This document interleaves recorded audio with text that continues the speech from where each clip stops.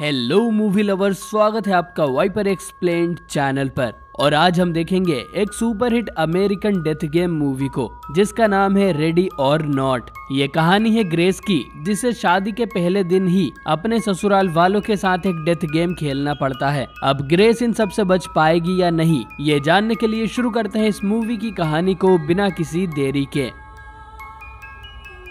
कहानी की शुरुआत एक डेविल की पिक्चर को दिखाने से होती है जिसके ऊपर लबेल लिखा हुआ था। हम एक काफी आलीशान घर को देखते हैं जिसमें दो भाई डेनियल और एलेक्स भाग रहे होते हैं। डेनियल एलेक्स को एक अलमारी में छुपा देता है। तभी एक चार्ल्स नाम का आदमी डेनियल के पास आता है। चार्ल्स के पेट में एक तीर घुसा हुआ था और वो डेनियल से हेल्प मांगता है, लेकिन डेनियल चिल्लाकर सबको उसकी लोकेशन बता देता है। उसकी आवाज सुन कुछ मास्क पहने हुए लोग इस कमरे में आते हैं। यहाँ चार्ल्स की वाइफ हेलेन भी थी जो इन लोगों को रोकने की कोशिश कर रही थी, लेकिन ये लोग चार्ल्स पर क्रॉसबो चलाकर उसे घायल कर देते हैं। हेलेन असल में डेनियल की आंट है जिसकी शादी आज ही चार्ल्स से हुई है, और ये बाकी लोग और कोई नहीं बल्कि डेनियल के फैमिली मेंबर्स हैं जो चार्ल्स को एक कमरे में ले जाकर उसे मार देते हैं। इसके बाद कहानी जाती है ठीक 30 साल आगे।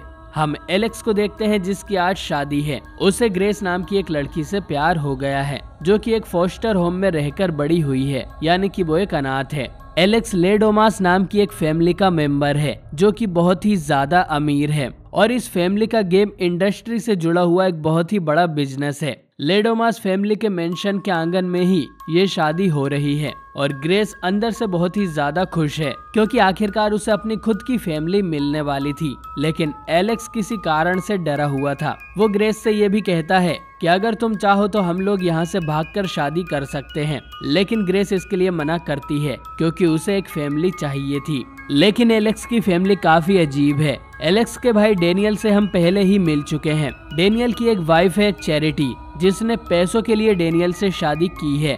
एलेक्स की आंट हेलेन जो कि अब हिंदी फिल्मों की भूतनी लगती है, और एलेक्स के पेरेंट्स टोनी और बेकी। शादी की रात को एलेक्स रिवील करता है कि उनकी फैमिली में एक ट्रेडिशन है, जब भी कोई नया मेंबर शादी करके इस फैमिली को ज्वाइन करता है तो उसे आधी रात को अपने ससुराल वालों के साथ एक गेम खेलना पड़ता है। ग्रेस को ये सब बचकाना लगता है। वो पूछती है कि क्या उसे ये गेम जीतना भी पड़ेगा, जिस पर एलेक्स कहता है कि ऐसा नहीं है, उसे बस गेम खेलना है और फिर वो इस लेडोमास फैमिली का हिस्सा बन जाएगी।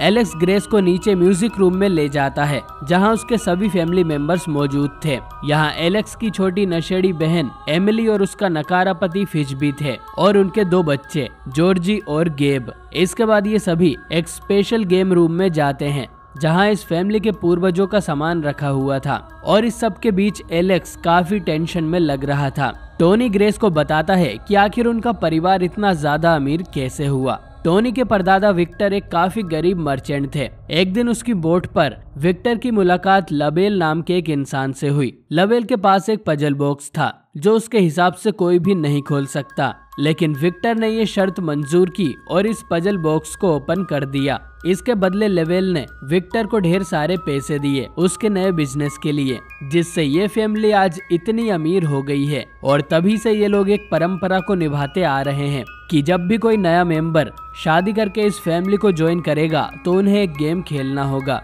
अब गेम कौन सा होगा ये भी लेवेल की आत्मा ही बताएगी। इसके लिए इन्हें एक ब्लैंक कार्ड को पजल बॉक्स में डालना है, और फिर कार्ड में जो भी लिखा आएगा वो ग्रेस को खेलना पड़ेगा। चैरिटी बताती है कि उसे चेस निकला था, वहीं फिच को ओल्डमेड जो कि एक ताश का ही गेम है। ग्रेस अपना कार्ड बाहर निकालती है और उस पर हाइड एंड सीक यानी कि छुपन छुपाई लिखा हुआ था, और ये कार्ड देखकर एलेक्स के तोते उड़ जाते हैं। टोनी फिर ग्रेस को इस गेम के सिंपल रूल्स बताता है। वो इस घर के अंदर कहीं भी छुप सकती है और बाकी सब लोग उसे ढूंढेंगे।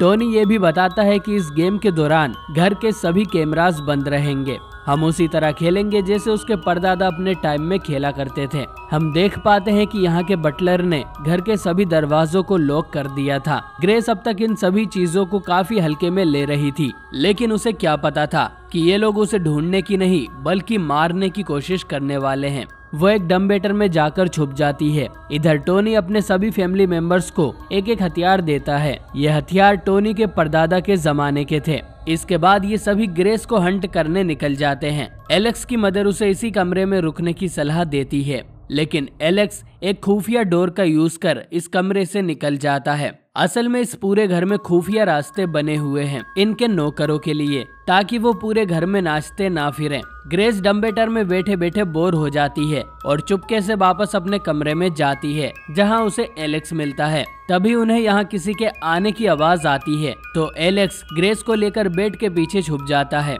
ये इनकी मेड नंबर 1 क्लेरा थी। क्लेरा जब यहाँ से जाने लगती है तो अचानक ही कोई उसके सर में गोली मार देता है, और अब ये देखकर ग्रेस के तोते उड़ जाते हैं। ये गोली चलाई थी एलेक्स की बहन एमिली ने। उसे लगा था कि ये मेड ग्रेस है। इसके बाद यहाँ बाकी फैमिली मेंबर्स भी आते हैं। टोनी एमिली को डांटते हुए कहता है कि तुमने गलत लड़की को क्यों मार दिया, और तुम्हें ग्रेस को सिर्फ घायल करना है, रिचुअल करने तक हमें वो जिंदा चाहिए। इसके बाद ये फिर से ग्रेस को खोजने निकल जाते हैं, और टोनी हेलिन के साथ मिलकर इस डेड बॉडी को ठिकाने लगाता है। इस गेम की सच्चाई जानकर ग्रेस शॉक में चली जाती है और एलेक्स पर चिल्लाती है कि उसने ये पहले क्यों नहीं बताया।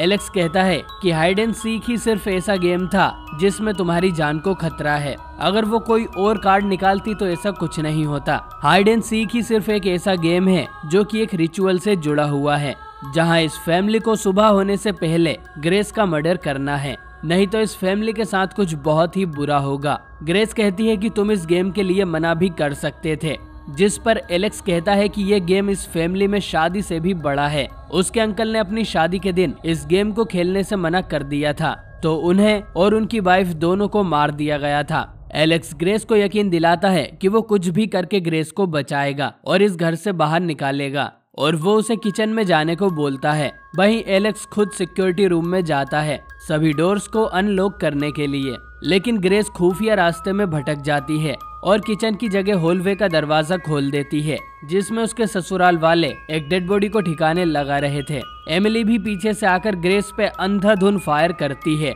जिसमें से एक भी ग्रेस को नहीं लगती। ग्रेस यहाँ से भाग जाती है, लेकिन अभी तक सारे डोर्स लॉक थे, और डेनियल ग्रेस को गेम रूम में ढूंढ लेता है। लेकिन डेनियल अपने बाकी घरवालों की तरह दिमाग से सनकी नहीं है। वो ग्रेस को पहले ही यहाँ से भागने देता है और फिर बाकी मेंबर्स को आवाज लगाता है। उसकी वाइफ चैरिटी यहाँ आती है और डेनियल पर गुस्सा करती है कि उसने ग्रेस को जाने दिया।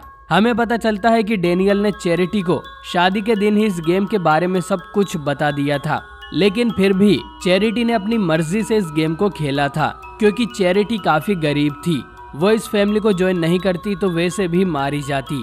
तभी यहाँ बाकी फैमिली मेंबर्स भी आ जाते हैं। फिच कहता है कि उसने YouTube पर वीडियो भी देखा, लेकिन उसे समझ नहीं आया कि क्रॉसबो को कैसे चलाते हैं। एमिली बताती है कि उसने अपनी गन खो दी है, तो फिच ये क्रॉसबो एमिली को दे देता है, और हाथ में आते ही एमिली क्रॉसबो चला देती है, जो सीधा जाकर लगता है मेड नंबर 2 टीना को।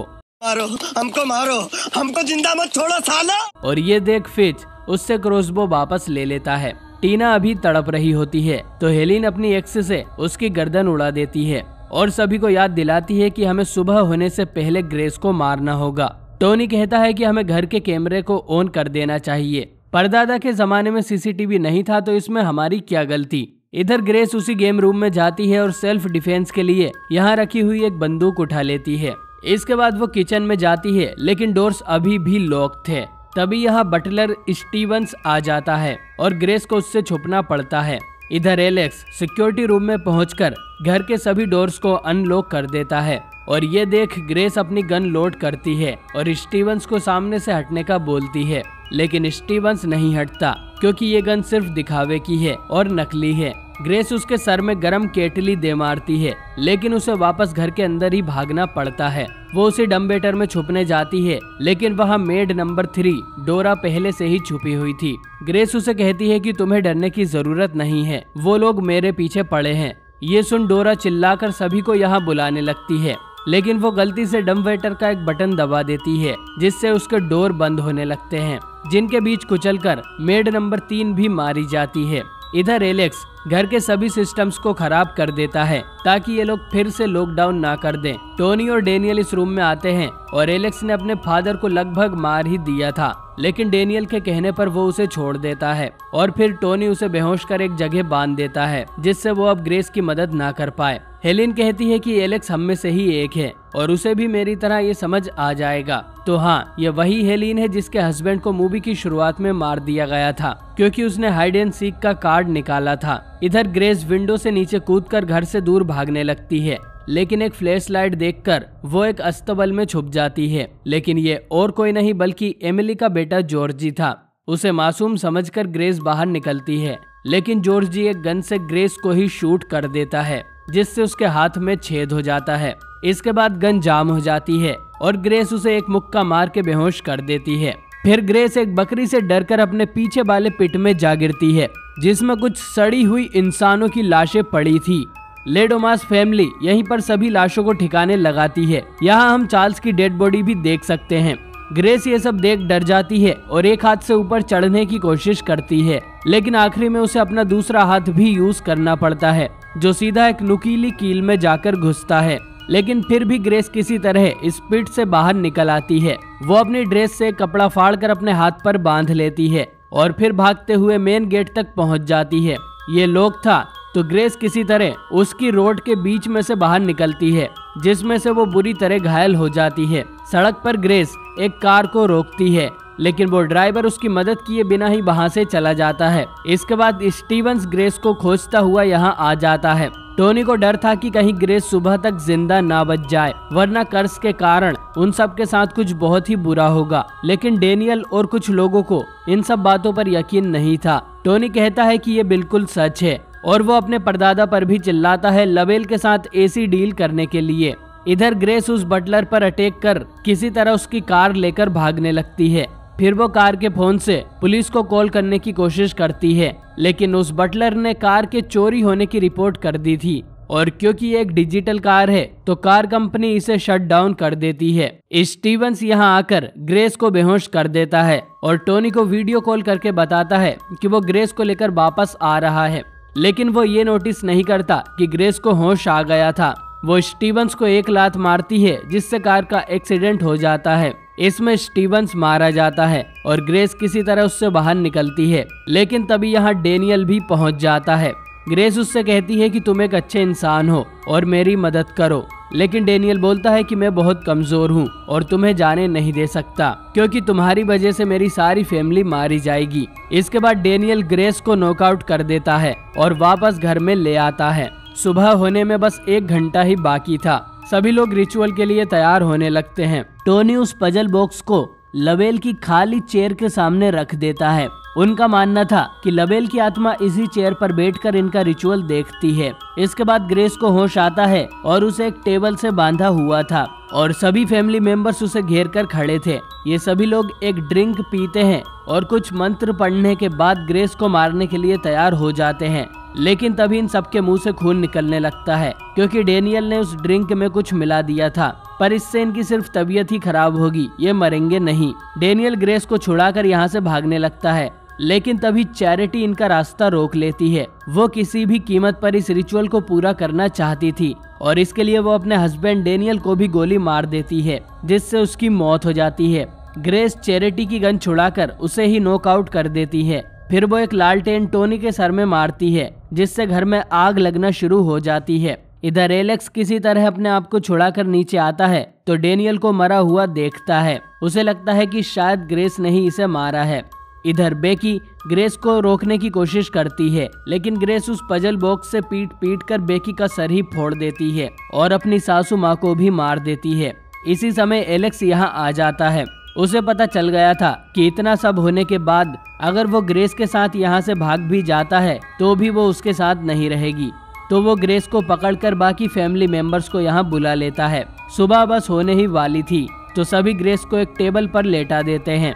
एलेक्स उसे एक चाकू से मारने ही वाला था, लेकिन ग्रेस किसी तरह अपने आप को छुड़ा लेती है और वो चाकू ग्रेस के कंधे पर जा लगता है। इसके बाद ग्रेस वो चाकू दिखाकर सभी को उससे दूर होने को बोलती है। तभी सबको पता चलता है कि सुबह हो गई है। ये देखकर सभी डर जाते हैं और छुपने लगते हैं, लेकिन उनमें से किसी को कुछ नहीं होता।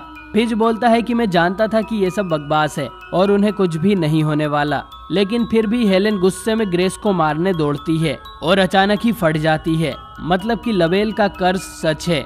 घर में अपने आप ही एक गाना बजने लगता है और फिर फिज, चैरिटी, एमिली और उसके दोनों बच्चे और टोनी भी फट जाते हैं।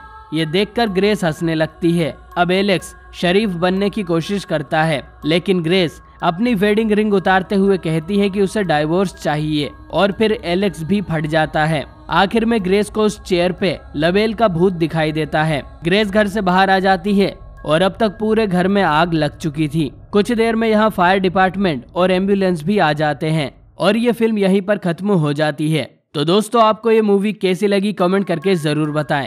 ओरिजिनल एंडिंग में ग्रेस रिचुअल के दौरान ही मारी जाने वाली थी, लेकिन बाद में उसे बदलकर ग्रेस को जिंदा रखा गया और मुझे तो यही वाली एंडिंग ज्यादा अच्छी लगी। तो दोस्तों, आई होप कि आपको ये वीडियो पसंद आई होगी। तो इस वीडियो को लाइक जरूर करें और आप कौन सी मूवी की एक्सप्लेनेशन देखना चाहते हैं उसका नाम भी कमेंट में जरूर बताएं। बाकी मैं मिलता हूँ आपसे बहुत ही जल्द एक नई वीडियो के साथ।